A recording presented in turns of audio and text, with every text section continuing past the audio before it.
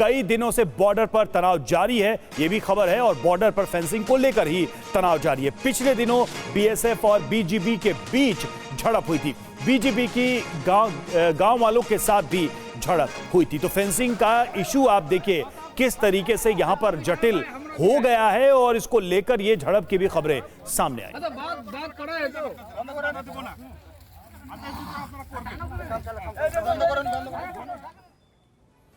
तो देखिए बांग्लादेश बॉर्डर पर तनाव क्यों है, आइए इसे जल्दी से समझ लेते हैं। भारत कर रहा है बांग्लादेश बॉर्डर पर फेंसिंग का काम। पश्चिम बंगाल में बांग्लादेश से लगती सीमा पर फेंसिंग की जा रही है। मालदा के सुखदेवपुर में फेंसिंग के दौरान तनाव की तस्वीरें भी सामने आई हैं। एक वीडियो हमने आपको दिखाया जहां भारतीय जो गांव वाले हैं उनकी बांग्लादेश के बॉर्डर सिक्योरिटी फोर्सेस के जवानों से किस तरह से झड़प हुई, ये उसमें नजर आ रहा है। बॉर्डर गार्ड्स बांग्लादेश यानी बीजीबी ने फेंसिंग से उन्हें रोका। बॉर्डर पर बीएसएफ और बीजीबी के जवानों में इसी के बाद तनातनी देखने को मिली। झड़प के बाद भारत बांग्लादेश बॉर्डर पर तनाव हो गया। 1.5 किलोमीटर से ज्यादा कटीले तार यहां पर लग चुके हैं। यह अपडेट है। सुरक्षा के लिए भारत कर रहा है ये बाड़े बंदी, और इसी पर न जाने क्यों बांग्लादेश को ऐतराज है। बांग्लादेश ऐतराज जताता हुआ नजर आ रहा है।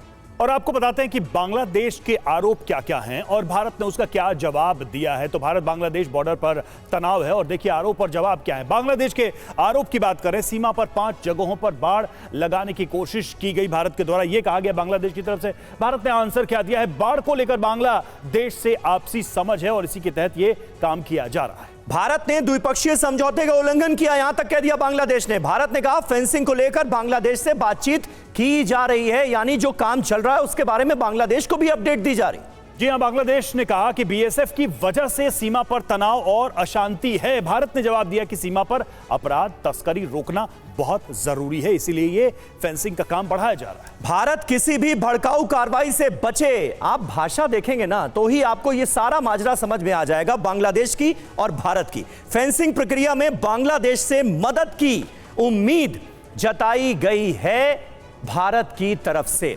एम्बेसडर त्रिपाठी हमारे साथ मौजूद हैं। एम्बेसडर त्रिपाठी, लैंग्वेज ही अपने आप में बहुत कुछ साफ कर रही है। बांग्लादेश का ये जो रुख है वो तनाव को कम करने वाला तो कहीं से नजर आ नहीं रहा है, तनाव को बढ़ाने की कोशिश साफ तौर पर नजर आ रही है। ये क्यों?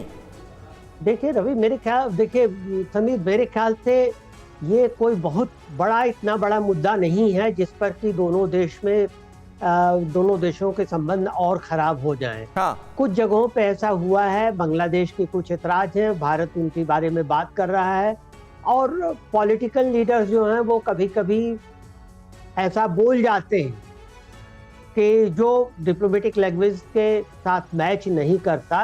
तो यहाँ ऐसा ही हुआ। मेरे ख्याल से दोनों देशों के बीएसएफ और बीजीबी मिल करके इनको सुलझा लेंगी।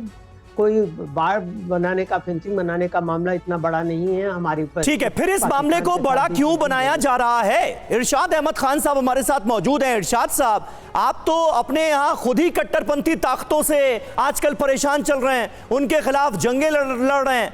तालिबान आपके लिए मुसीबत बना हुआ, टीटीपी आपके लिए मुसीबत बना हुआ। ये बांग्लादेश की कट्टरपंथी ताकतों के साथ क्यों खड़े हो जाते हैं? और जब से आपका साथ मिला है तब से ये तलखी आ गई है बांग्लादेश के रवैये में। बहुत शुक्रिया समीर भाई। मैं आपसे अभी आप लोगों को सुन रहा था, अभी बांग्लादेश के भाई भी मेरे बात कर रहे थे जी कि 25 साल से आप लोगों के दरमियान फेंस नहीं थी, कोई सिक्योरिटी तारें नहीं लगी हुई थी। आज ऐसा क्या हुआ जब बंगालियों ने आपकी नानी अम्मा से आज़ादी हासिल कर ली, तो आज ऐसी क्या जरूरत पेश आ गई कि आप फेंस लगाना शुरू हो गए और बंगाली भाइयों को मारना शुरू हो गई आपकी बॉर्डर सिक्योरिटी फोर्स? देखिए उन्होंने जो एहतजाज कर रही है, क्या प्रोपेगेंडा करने लगते हैं, मतलब सीधा सवाल जो है उससे उसके एक सीधे जवाब की भी उम्मीद ना की जाए।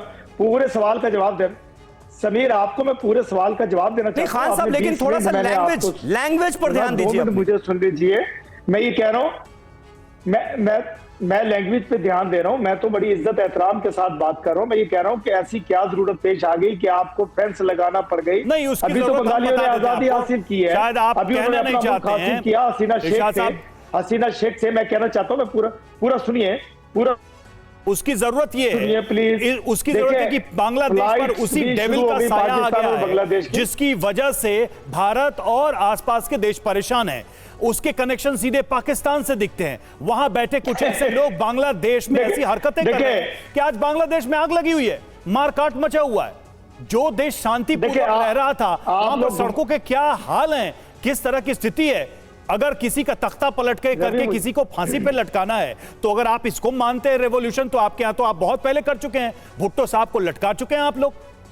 देखिए, तो हमें वही दिखाई दे रहा है बांग्लादेश में, और इस वजह से हम सतर्क हैं। अब बोलिए अपनी बात। मुझे लगता है मुझे बोलने का मौका दिया कर, मुझे मौका दिया करे बोलने का। मैं ये कह रहा हूं कि आपने डेविल का नाम लिया, तो डेविल वो था जिसने बंगाली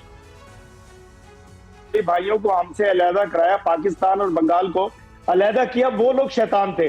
शैतान अब जब सामने आया तो शैतान को अपनी फांसी नजर आ रही है।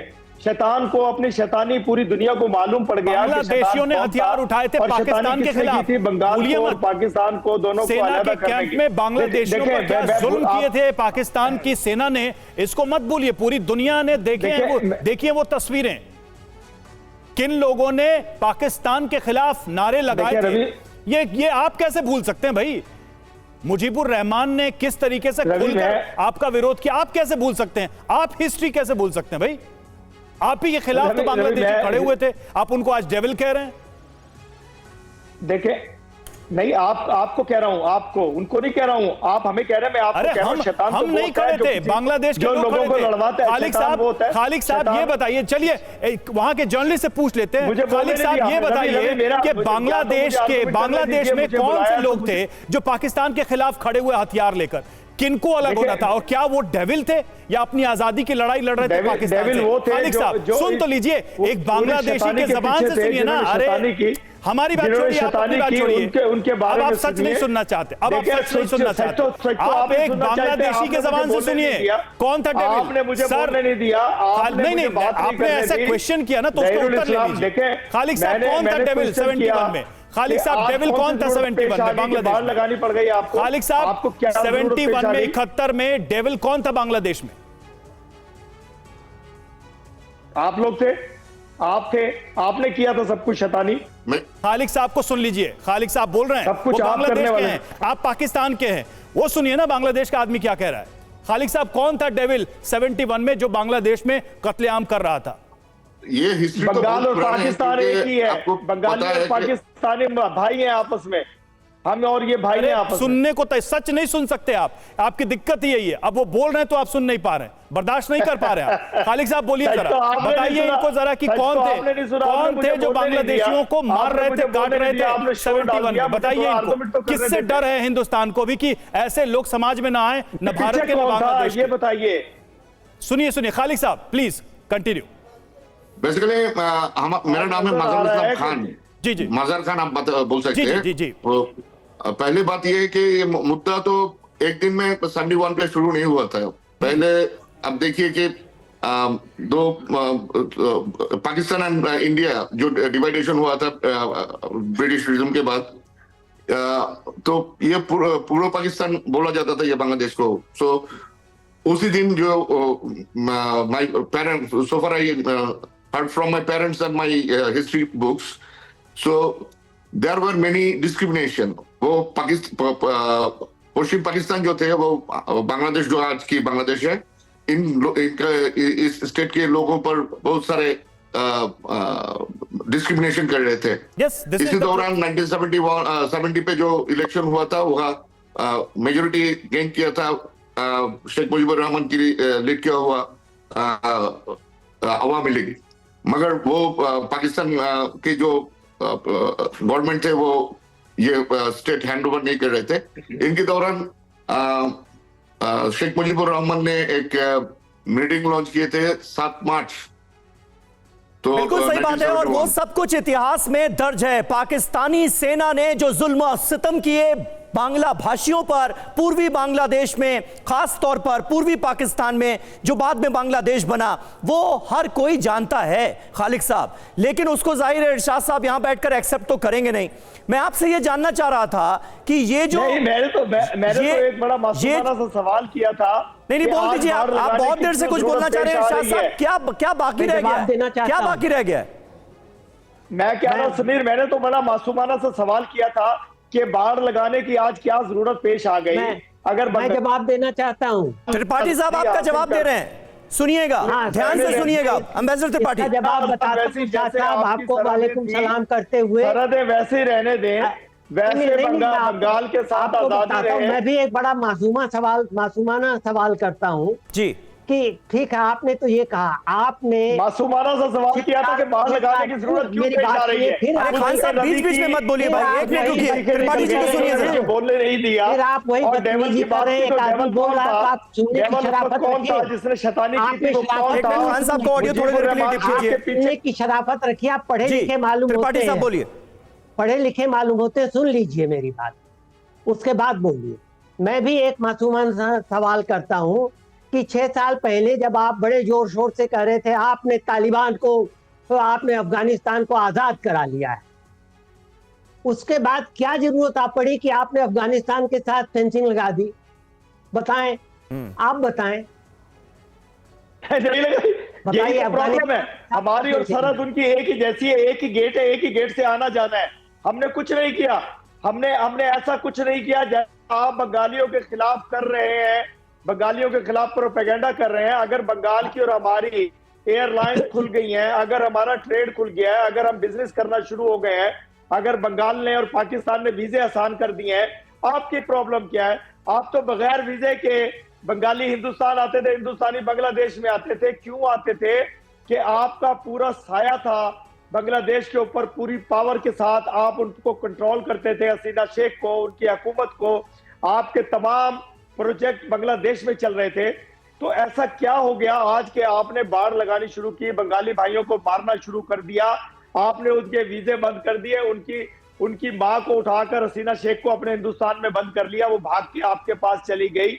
आज उन पे ऐसे इल्जामबाजी क्यों कर रहे हैं कि वो हिंदुओं को मार रहे हैं? हालांकि को नहीं मारा एक। चलिए ठीक है, अब तो जवाब सुन लीजिए। आपने इतनी सारे सवाल कर लिए, जवाब तो थोड़ा सा पेशेंस रखिए, जवाब सुन लीजिए। कुछ ना कुछ हंगामे होते हैं, वो हंगामे हुए और वो हर जगह होते हैं, हर मुल्क में होते हैं। जब वो आजादी हासिल कर रहे होते हैं तो मतलब ऐसी बात करें कि जो बात करने वाली हो, जो बात नहीं करने वाली उसको मत करें, ना छेड़ें। अच्छा कुलकर्णी सर इस पर रिएक्ट करना चाहते हैं। Kulkarni sir over to you, आप रिएक्ट करिए, क्योंकि खान साहब तो रुक नहीं रहे हैं, सवालों की पूरी फहरिस्त, और हालांकि वही बातें रिपीट कर रहे हैं, मैं सुन रहा हूं उनको भी। आप प्लीज अपनी रवि जी, सवाल ये है कि ये जो बॉर्डर फेंसिंग बांग्लादेश के साथ है, ये गलत कह रहे हैं, ये अभी शुरू हुआ और है ही नहीं। बॉर्डर फेंसिंग है और 4 साल पुराने इसकी जो संधि है दोनों देशों के बीच धीरे धीरे कार्रवाई, इसमें कोई शक नहीं कि बॉर्डर फेंसिंग है, पाकिस्तान के साथ भी है और डुरान लाइन में पाकिस्तान और अफगानिस्तान के साथ भी है, इसमें भी उनको शक नहीं। और ये जो बार बार कह रहे हैं कि बंगाली भाइयों, ये वही है कि बांग्लादेशियों को उकसाने का जो काम कर रहे हैं ये इरशाद भाई कर रहे हैं। अब बांग्लादेशियों के ये पुराने दुश्मन, बांग्लादेशियों को मारने वाले ये बांग्लादेशियों को काला, अरे अमीर भाई, बांग्लादेशियों को काला बोलने वाले ये कौन था? कौन लोग थे? इरशाद भाई हमारे बिल्कुल सही बात है। और यही तो इरशाद अहमद खान साहब, आपके मुल्क का दोहरापन है कि बांग्ला भाषियों के साथ, बांग्लादेशियों के साथ आप लोगों ने क्या सलूक किया, और एक बार फिर बांग्ला भाषियों को भड़काने की ही कोशिश कर रहे हैं। मतलब तब से लेकर अब तक आपके कैरेक्टर में किसी तरह का कोई बदलाव नहीं आया, आपके मतलब आपके मुल्क के कैरेक्टर में।